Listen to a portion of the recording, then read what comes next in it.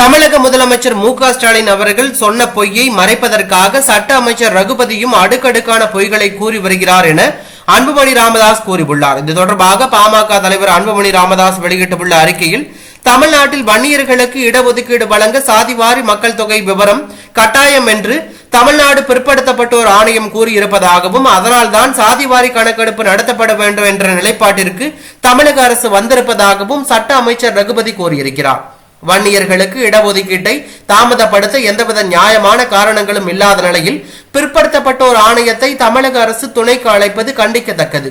வன்னியர்களுக்கு இடஒதுக்கீடு வழங்கும் விவகாரத்தில் தமிழக அரசு ஏற்படுத்திய தேவையற்ற சர்ச்சை தொடர்பாக நேற்று இரவு விளக்க அறிக்கை வெளியிட்ட சட்ட அமைச்சர் ரகுபதி, தமிழக அரசு மற்றும் முதலமைச்சர் மு.க.ஸ்டாலின் அவர்களின் தவறுகளை மூடி மறைக்க முயற்சித்திருக்கிறார்.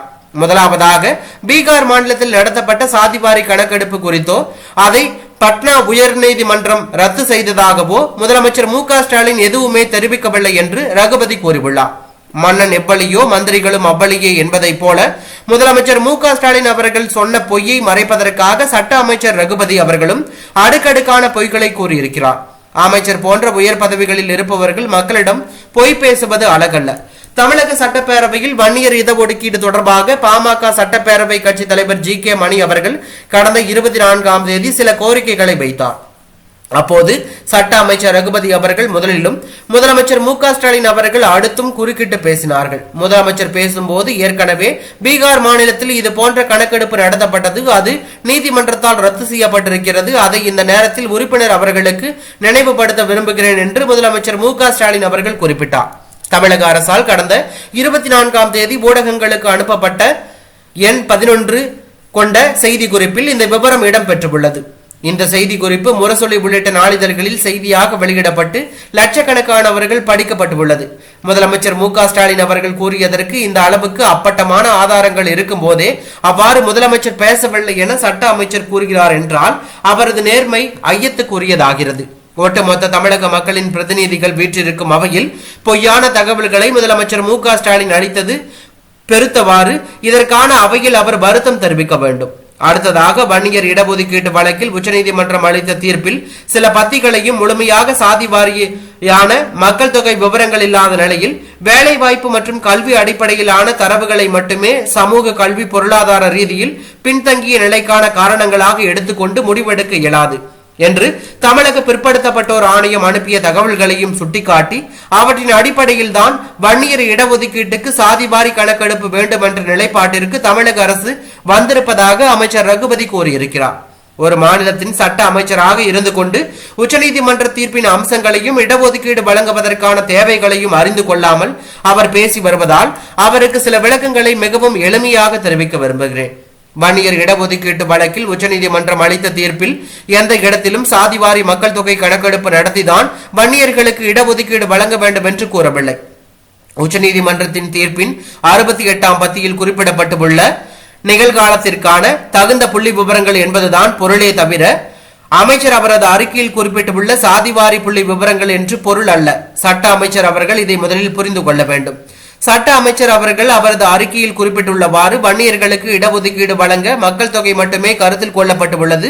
மிகவும் பிற்படுத்தப்பட்ட மற்றும் சீர்மரபினர் சமுதாயங்களின் பிற்படுத்தப்பட்ட தன்மை, சமூக நிலை போன்ற விவரங்கள் எதுவும் ஆராயப்படவில்லை என உச்சநீதிமன்றம் குறிப்பிட்டிருப்பது உண்மை. உச்சநீதிமன்ற தீர்ப்பின் இந்த பகுதியை படித்தாலே நீதிபதிகள் கோருவது வன்னியர் சமுதாயத்தின் பின்தங்கிய நிலைமை குறித்த விவரங்கள் தான் என்பதை எளிதில் புரிந்து கொள்ள முடியும். அவ்வாறு இருக்கும்போது வன்னியர் இடஒதுக்கீடு வழங்க சாதிவாரி கணக்கெடுப்பை கட்டாயம் என்ற தேவை எங்கிருந்து எழுகிறது? ஏதேனும் ஒரு சமுதாயத்திற்கு இதுவரை இடஒதுக்கீடு வழங்கப்படாமல் இருந்து புதிதாக வழங்கப்பட்டாலோ அல்லது இப்போது உள்ள இடஒதுக்கீட்டின் அளவை உயர்த்தி வழங்க வேண்டியிருந்தாலோ மட்டும்தான் அந்த குறிப்பிட்ட சமுதாயத்தின் மக்கள் தொகை விவரங்கள் ஆய்வு செய்யப்பட வேண்டும். ஆனால் வன்னியர்கள் புதிதாக இடஒதுக்கீடு கோரவில்லை. இருக்கும் இடஒதுக்கீட்டின் அளவையும் அதிகரிக்க கோரவில்லை. மிகவும் பிற்படுத்தப்பட்ட வகுப்பினருக்கான 20% இடஒதுக்கீட்டில் தான் உள்ஒதுக்கீடு கோருகிறது.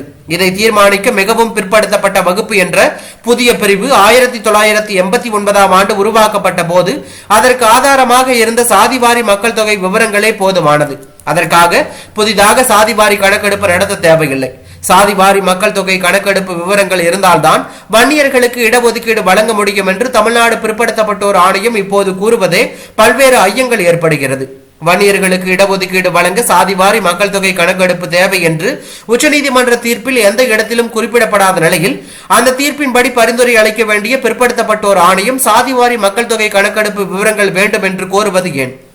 வன்னியர்களுக்கு உள் இடஒதுக்கீடு வழங்க சாதிவாரி கணக்கெடுப்பு அவசியம் என்றால் அதை ஆணையத்திடம் அப்பணி ஒப்படைக்கப்பட்ட முதல் வாரத்திலேயே தெரிவித்திருக்க முடியும். ஆனால் அப்போதெல்லாம் அமைதியாக இருந்துவிட்டு இப்போது 17 மாதங்களுக்கு பிறகு வன்னியர் உள்ஒதுக்கீட்டுக்கு சாதிவாரி கணக்கெடுப்பு தேவை என்று பிற்படுத்தப்பட்டோர் ஆணையம் கோருவது ஏன்?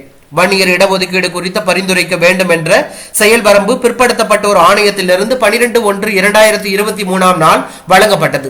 முதலில் 3 மாதங்களுக்கு அறிக்கை தாக்கல் செய்ய வேண்டும் என்று காலக்கெடு நிர்ணயிக்கப்பட்டிருந்த நிலையில் அதன் பின்பு மொத்தமாக 3 முறை ஆணையத்திற்கான காலவரம்பு நீடிக்கப்பட்டது.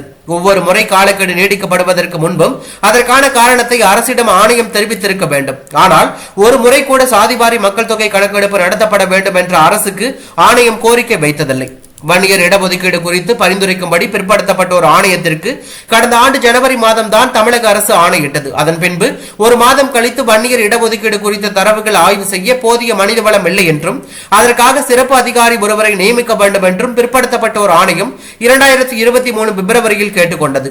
அந்த கோரிக்கையை நிறைவேற்றும்படி 17/2/2023 நாள் முதலமைச்சருக்கு மருத்துவர் ஐயா அவர்கள் கடிதம் எழுதினார். அதன்படி தரவுகளை தொகுக்கும் பணியை ஒருங்கிணைக்க அனிஷ் சப்ரா என்ற வடமாநில IAS அதிகாரி நியமிக்கப்பட்டார். அப்போது கூட சாதிவாரி மக்கள் தொகை கணக்கெடுப்பு என்ற கோரிக்கையை ஆணையம் எழுப்பவில்லை. அதற்கு மாறாக வன்னியர்களின் பின்தங்கிய நிலைமை குறித்த புள்ளி விவரங்கள் ஆணையத்திடம் தாக்கல் செய்யப்பட்டுவிட்ட நிலையில் இப்போது சாதிவாரி மக்கள் தொகை கணக்கெடுப்பு வேண்டுமென ஆணையம் கோருவது ஏன்?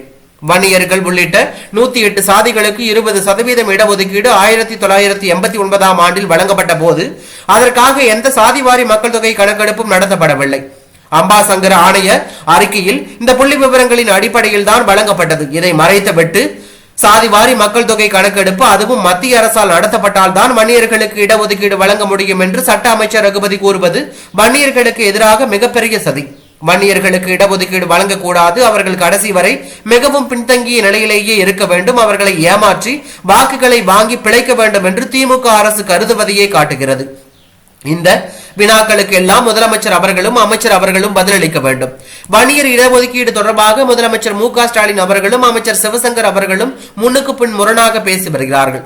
வன்னியர்களின் பின்தங்கிய நிலைக்கான தரவுகள் இல்லை என்று முதலமைச்சர் கூறுகிறார். ஆனால் அமைச்சரோ வன்னியர்களுக்கு 10.5% கூடுதலாக இடஒதுக்கீடு கிடைப்பதாக கூறுகிறார். அப்படியானால் அதற்கான புள்ளி விவரங்கள் அவரிடம் இருப்பதாக தானே பொருள். ஒருபுறம் புள்ளி விவரங்கள் இல்லை என்று முதலமைச்சர் மு.க.ஸ்டாலின் கூறுகிறார். ஆனால் புள்ளி விவரங்கள் இருப்பதாக அமைச்சர் கூறுகிறார். அந்த புள்ளி விவரங்களை தானே பிற்படுத்தப்பட்டோர் ஆணையம் கோருகிறது. அதை ஆணையத்தில் வழங்கி வன்னியர்களுக்கு இடஒதுக்கீடு வழங்க என்ன தடை? சாதிவாரி கணக்கெடுப்பை நடத்த மாநில அரசுக்கு அதிகாரமில்லை என்று முதலமைச்சர் மு.க.ஸ்டாலின் கூறுவது அப்பட்டமான பொய். தமிழ்நாட்டில் இன்று 69% இடஒதுக்கீடு நடைமுறைப்படுத்தப்பட்டதற்கு அடிப்படையே அம்பாசங்கர் ஆணையம் அளித்த அறிக்கைதான். 1980 ஆண்டில் பிற்படுத்தப்பட்ட மக்களுக்கான இடஒதுக்கீட்டின் அளவை 50% உயர்த்தி எம்ஜிஆர் அரசு பிறப்பித்த உத்தரவு செல்லுமா என்பதை தீர்மானிக்க உச்சநீதிமன்ற ஆணைப்படி அமைக்கப்பட்ட அம்பாசங்கர் ஆணையம் 1983-84 ஆண்டில் வீடு வீடாக கணக்கெடுப்பு நடத்தி சாதி வாரியான மக்கள் தொகை விவரங்கள், பின்தங்கிய நிலைமை உள்ளிட்ட விவரங்கள் அடங்கிய பரிந்துரை அறிக்கையை தாக்கல் செய்தது. அதை எந்த கேள்வியும் எழுப்பாமல் உச்சநீதிமன்றம் ஏற்றுக்கொண்டது. இந்த உண்மைகளை எல்லாம் அறியாமல் சாதிவாரி கணக்கெடுப்பு நடத்த மாநில அரசுக்கு அதிகாரமில்லை என்று முதலமைச்சர் கூறுகிறார். அவரை சுற்றி உள்ளவர்கள் பொய்யான தகவல்களை கூறி ஏமாற்றுகிறார்கள் என்பதையே இது காட்டுகிறது. நிறைவாக பொது தேர்தல் மற்றும் இடைத்தேர்தல் காலங்களில் மட்டுமே 10.5% இடஒதுக்கீடு குறித்து பேசி மக்களை பாமக ஏமாற்றி வருவதாக சட்ட அமைச்சர் ரகுபதி கூறியிருக்கிறார். அவரது அறியாமையை நினைத்து பரிதாபப்படுகிறேன். அதிமுகவிலும் அமைச்சர் பதவி, திமுகவிலும் அமைச்சர் பதவி என்று பசுமை கண்ட இடங்களுக்கெல்லாம் பாய்ந்து பதவி பெற்ற ரகுபதி போன்றவர்களுக்கு மருத்துவர் ஐயா அவர்கள் நடத்தி வரும் சமூக நீதி போராட்டத்தின் ஆதியும் தெரியாது, அந்தமும் தெரியாது. அதனால் யாரோ எழுதி கொடுத்த கதையை கிளிப்பிள்ளை போன்று திரும்ப சொல்லிக் கொண்டிருக்கிறார். 2019 ஆண்டு விக்கிரவாண்டி தொகுதி இடைத்தேர்தலின் போது அறிக்கை வெளியிட்ட அப்போதைய எதிர்க்கட்சி தலைவர் மு.க.ஸ்டாலின், நாங்கள் ஆட்சிக்கு வந்தால் வன்னியர்களுக்கு உள் இடஒதுக்கீடு வழங்குவோம் என்று வாக்குறுதி அளித்தார். அதன் பிறகு அது குறித்து வாயை திறக்க மறுக்கிறார். இடைத்தேர்தலின் போது வன்னியர் இடஒதுக்கீடு குறித்து பேசிவிட்டு அதன் பிறகு பேசா மடந்தையாக மாறுவதுதான் ஏமாற்ற வேலை. அதுதான் திமுகவின் முழு நேர தொழில். அது திமுகவின் குருதியிலும் மரபணுவிலும் கலந்த ஒன்று. 2019 மக்களவை தேர்தலிலும் 2021 சட்டப்பேரவை தேர்தலிலும் வாய்க்கு வந்ததையெல்லாம் வாக்குறுதிகளாக வாரி வழங்கிவிட்டு அவற்றையெல்லாம் நிரம்ப மறுக்கும் திமுக தான் மக்களை ஏமாற்றும் மோசடிக்கு முழு நேர குத்தகைக்காரர் என்பது அமைச்சர் ரகுபதிக்கு தெரியாதா?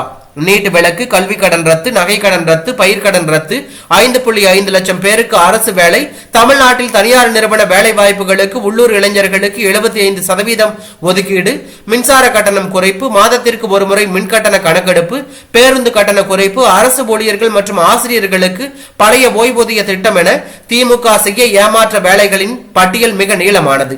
மோசடியில் மொத்த உருவமான இதை கொண்டு சமூக நீதிக்காக சமரசமின்றி போராடி வரும் பாட்டாளி மக்கள் கட்சி மீது குறை கூற சட்ட அமைச்சர் ரகுபதிக்கோ திமுகவுக்கோ எந்த தகுதியும் கிடையாது.